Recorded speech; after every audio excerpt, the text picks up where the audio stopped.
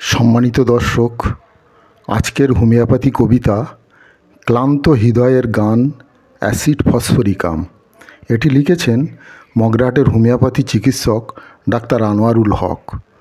শরীর ক্লান্ত, মন অবসাদে ডুবেছে, সময়ের স্রোতে হারিয়েছে শক্তি, হৃদয়ের স্পন্দন যেন ম্লান হয়ে আসে। অতীতের ছায়া আজও ফিকে হয়নি। জীবন এক সময় ছিল রঙিন, হাসির রোশনাই ছিল চোখের কোণে, কিন্তু আজ সব কিছুই বিবর্ণ, সব কিছু যেন ফ্যাকাশে, অনুজ্জ্বল। অ্যাসিড ফসফরিকাম নিঃশেষ দেহের বন্ধু, শুষ্ক হৃদয়ে আনে শান্তির বার্তা।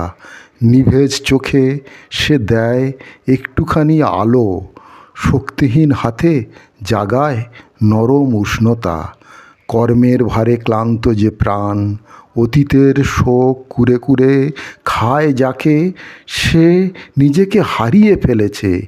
তার জন্যে আসে নীরস ব্যথার ওষুধ, স্মৃতি হয়ে ভার হয়ে নামে। ঘুম যখন আর স্বস্তি দেয় না, মাথার ভেতর ঘুরপাক খায় একটাই প্রশ্ন, আমি কি আর আগের মতো হতে পারি? তখনই আসে তার শান্ত হাত, ক্লান্তিকে ধীরে ধীরে করে নরম, শরীরের শূন্য কোষগুলো ভরে দেয়, হৃদয়ের গহীনে ফেলে যায় শীতল আশ্বাস।